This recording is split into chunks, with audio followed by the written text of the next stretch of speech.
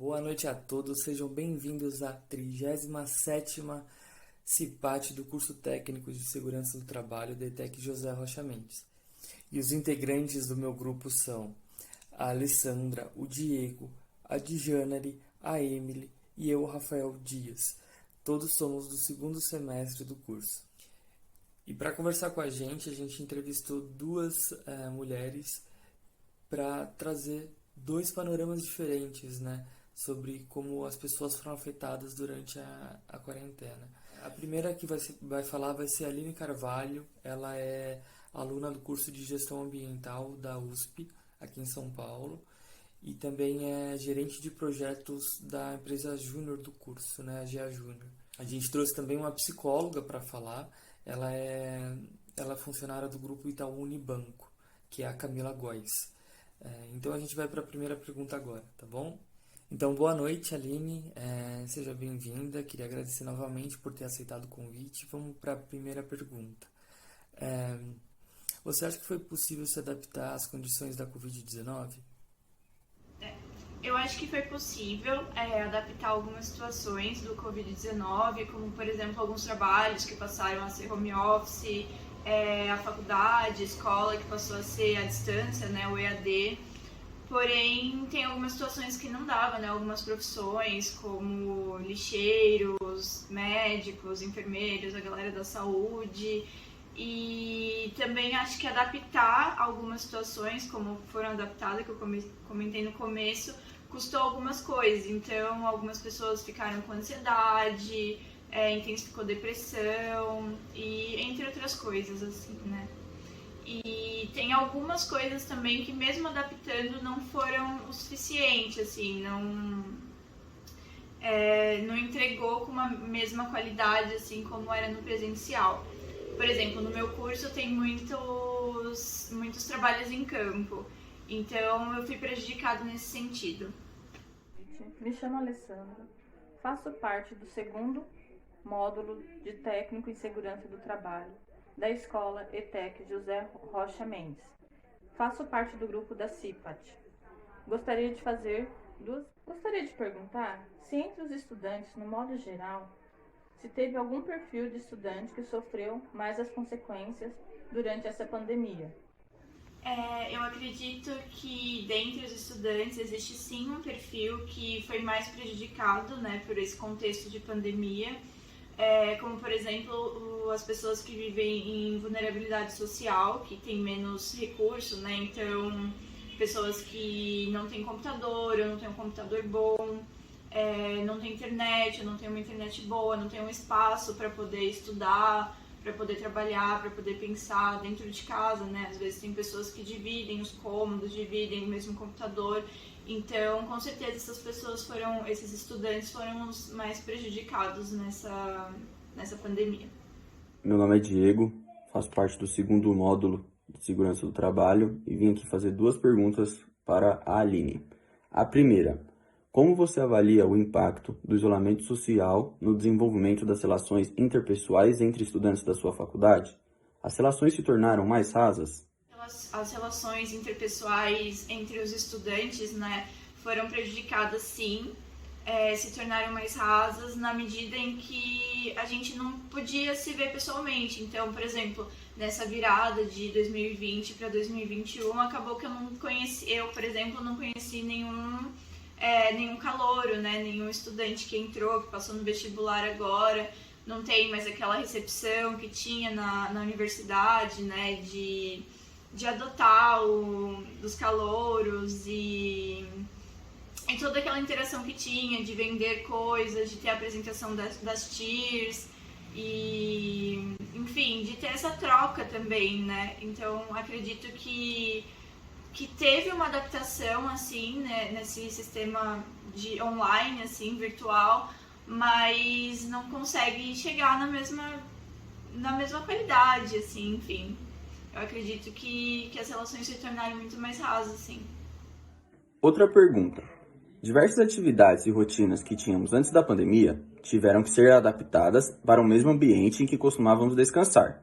Assim, Queríamos saber se você criou alguma estratégia para que esse ambiente e as suas rotinas não causassem uma sobrecarga mental. No início, eu tive uma dificuldade muito grande de adaptar o meu espaço, porque o meu escritório fica dentro do meu quarto.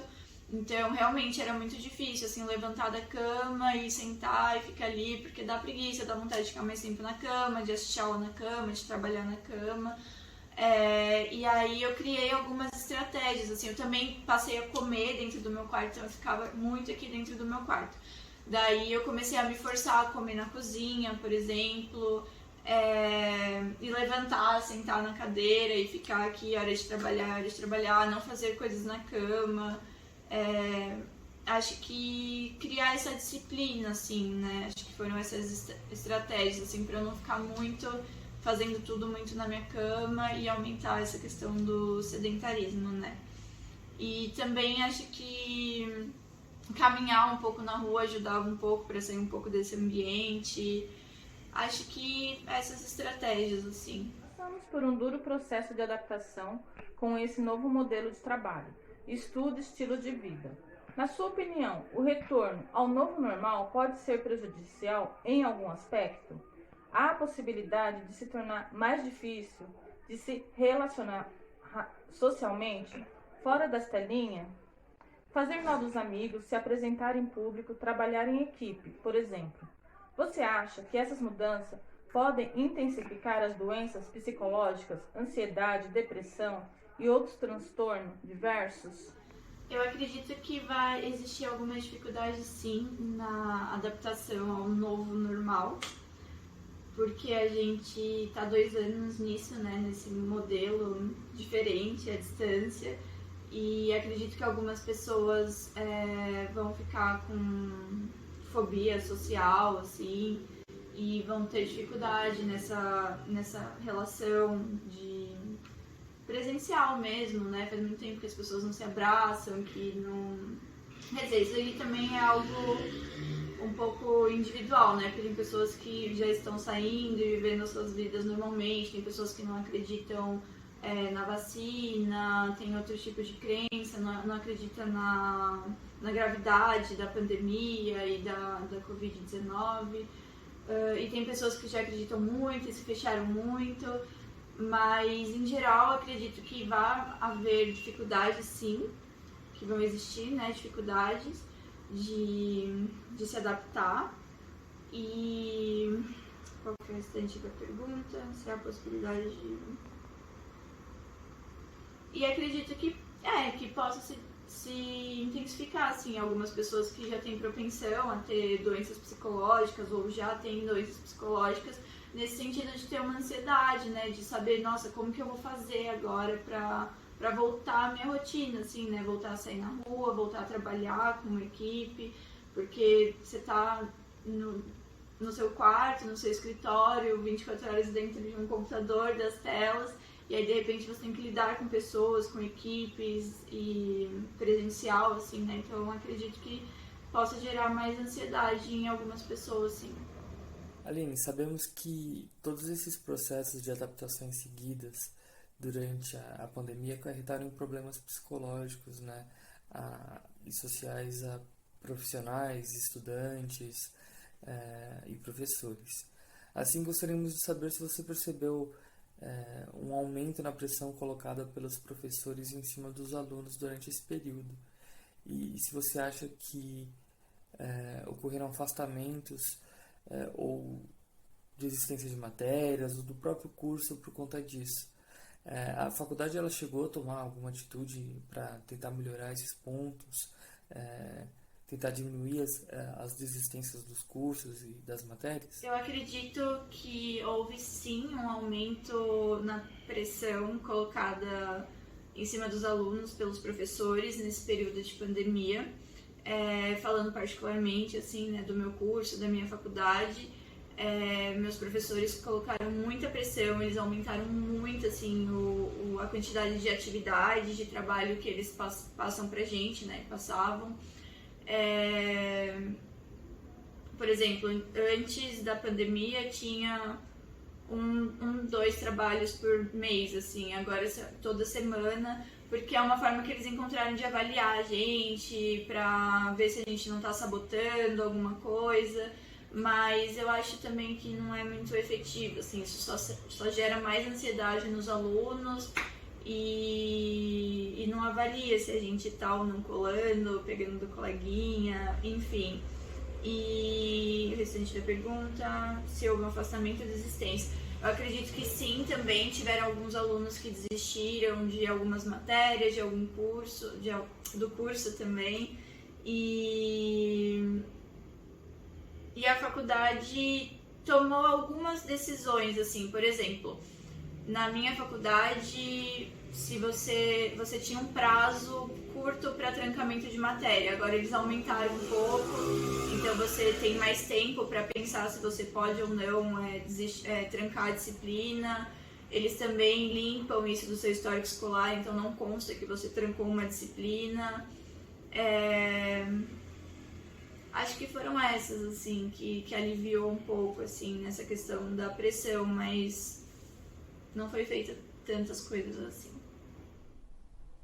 Olá pessoal, meu nome é Camila Góes, eu sou psicóloga e hoje eu vou responder algumas perguntas a convite da turma do segundo semestre de Técnico em Segurança do Trabalho da ETEC Rocha Mendes. Então, vamos lá.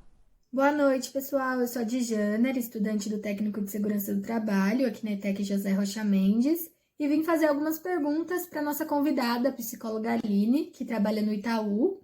E a primeira pergunta é a seguinte, né? Como você avalia o impacto do isolamento social no desenvolvimento das relações interpessoais, tanto entre estudantes ou trabalhadores? E aí eu também pergunto, né? As relações, elas se tornam mais rasas por conta desse isolamento? Bom, respondendo à primeira pergunta, que é sobre o impacto aí do isolamento social e das relações dos estudantes e trabalhadores, se elas podem se tornar mais rasas, eu diria que a gente já vinha de um momento de uma preocupação, tá?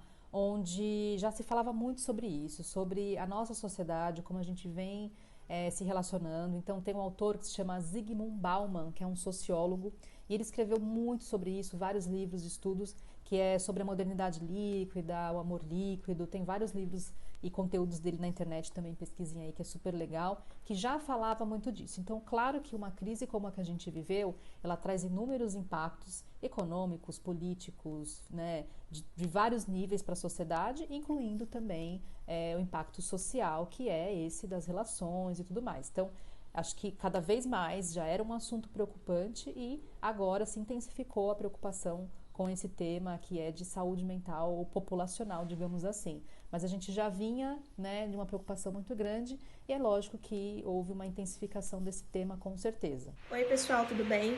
Meu nome é Emily, sou estudante de Segurança do Trabalho aqui da ETEC José Rocha Mendes e vim trazer algumas perguntinhas para a nossa psicóloga. Você acredita que o nosso cérebro se adapta a essa situação de confinamento como ocorreu, né, em questão ao Covid-19? Bom, sobre a questão do nosso cérebro se adaptar a situações como a do Covid, né, então, digamos, situações de crise, quando a gente fala do cérebro, a gente está falando um pouco da questão das nossas reações mais cognitivas, né, dos processos neurais ali, o quanto a gente acaba se adaptando e lidando com aquela situação. Sim, a gente é capaz de se adaptar. A questão a gente não pode esquecer que a gente precisa trabalhar isso, a gente precisa enfrentar a situação, entender que pode existir sim um resquício que deve ser falado, trabalhado, principalmente em psicoterapia, por exemplo, né? Porque não necessariamente se adaptar à situação e tentar ali se acomodar a ela é saudável, né? A gente pode às vezes estar escondendo, né, uma reação, um sentimento, uma questão maior. Mas sim, somos seres adaptáveis e a gente acaba se adaptando, só precisa ver se é uma adaptação saudável ou não. Bom, um outro questionamento que a gente gostaria de trazer é em relação aos nossos papéis. Porque na sociedade a gente tem muitos papéis de filho, irmão, de mãe, amigo, funcionário, estudante, entre outros, né? E durante esse modelo de home office, estudo à distância, a gente faz tudo isso dentro da nossa própria casa. E aí a gente gostaria de saber se há alguma dica para evitar que exercer todos esses papéis em um mesmo ambiente se torne uma sobrecarga mental. Por exemplo, para que a gente não desconte o estresse do trabalho com a nossa família, com os nossos pais, enfim. Bom, com relação aos nossos papéis, com certeza, né? A gente tem muitas funções e que antes, né, da gente estar somente em um local, que é hoje, no caso, a nossa casa, a gente tinha uma separação mental de acordo com a separação física. Então, quando era o momento de estudar, eu estava na escola. O momento de ir para trabalhar, eu estava na empresa, né? O momento de estar em casa, eu estava na minha casa. A dica que eu dou agora é, já que a gente não tem essa separação física, a gente tentar fazer minimamente, à medida do possível, a separação mental. Que é pegar um papel e escrever ali no decorrer do seu dia, né, para aquelas pessoas que vão continuar aí com as rotinas um pouco interligadas por um tempo, escreve o que você quer priorizar naquele dia e quais são os momentos de cada coisa. E aí você consegue, de acordo com o que você programar, separar mentalmente o momento de cada coisa. Isso ajuda a manter um pouco o equilíbrio. Passamos por um duro processo, né, com esse modelo de estilo de vida, de trabalho durante a pandemia. Na sua opinião, o retorno a esse novo normal pode ser prejudicial em algum aspecto? Há possibilidade de se tornar mais difícil as relações sociais, por exemplo, de comunicação, no trabalho, relacionamentos pessoais. Essas mudanças podem intensificar doenças psicológicas como ansiedade, depressão, etc. Bom, o retorno para o novo normal, ele vai ser novamente um processo de readaptação, né? Acredito que esse período de isolamento, então, para as pessoas que são, por exemplo, mais introvertidas e mais tímidas, sim, acaba prejudicando, né? Porque a gente perdeu a necessidade, né? A gente não teve tanta necessidade de se expor, de se colocar, de se relacionar dessa forma. Então, acredito que sim, vai ser um período de nova readaptação. A gente tem que fazer isso aos poucos. E a minha dica, a minha orientação é que se esse retorno estiver sendo muito difícil, muito sofrido e estiver realmente causando, né, um sofrimento psíquico, buscar ajuda. Nunca é demais consultar um psicólogo para apoiar nesses processos de grandes mudanças, né? Então, essa é a minha recomendação. Vamos precisar de apoio e de suporte para retomar toda a nossa vida novamente. Qual a faixa etária que você acha que mais foi afetada durante esse período de pandemia? Olha, por incrível que pareça, de acordo com os estudos, a geração mais impactada aqui psicologicamente, emocionalmente, foi a geração milênio. Então, os jovens foram os que sofreram foram mais afetados psicologicamente com todo esse período de pandemia e de isolamento social. Acredito que por ser ainda uma faixa etária que está ali na sua formação, precisa ainda de referências, precisa do convívio, precisa de modelos, né? A convivência ajuda muito nesse sentido. Fora que tem toda a questão relacional, né, dos grupos e tudo mais. Apesar de ser uma geração que já nasceu no digital, né, mas você vê o quanto é importante que a gente tenha também relações físicas e convivência. A troca é muito importante. Bom, agora falando mais no âmbito profissional, a gente sabe que durante a pandemia foram necessários diversos processos de adaptações, né? E que acarretaram em problemas psicológicos ou sociais para esses profissionais. E aí, dessa forma, a gente gostaria de tirar 3 perguntas. A primeira delas durante esse período de pandemia, houve um aumento do número de profissionais afastados por conta de problemas psicológicos? A segunda, havia um receio desses trabalhadores de pedir o afastamento devido a pressões internas ou pressões externas? E por último, como a sua empresa, o Itaú, no caso, tem atuado para diminuir ou remediar esses afastamentos? E muito obrigada pela sua disponibilidade. Bom, estatisticamente falando, quando a gente olha ali os dados previdenciários, né, de afastamento pelo INSS, eles não foram tão superiores à média que a gente já tinha anteriormente.